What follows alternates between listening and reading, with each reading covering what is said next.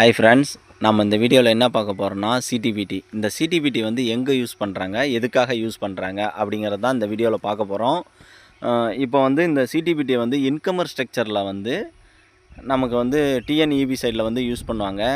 இப்போது 11 KV, 22 KV, 33 KV and different ton of வோல்டேஜை வந்து டிரான்ஸ்மிட்டர் லைனில் வந்து டிரான்ஸ்மிட் பண்ணுவாங்க.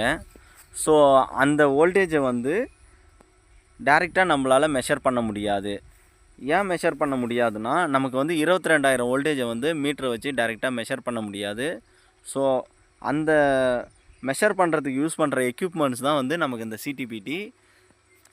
இந்த சிடிபிடியில் வந்து ப்ரைமரி சைடு, செகண்டரி சைடுன்னு 2 சைடு இருக்குது. ப்ரைமரி சைடு வந்து 22 கேவி கொடுத்தோம்னா, செகண்டரி சைடில் வந்து 110 வோல்டேஜ் வந்து நமக்கு எனர்ஜி மீட்டர் மூலிமா நமக்கு வந்து கரண்ட்டு வோல்டேஜை வந்து மெஷர் பண்ணிக்கலாம்.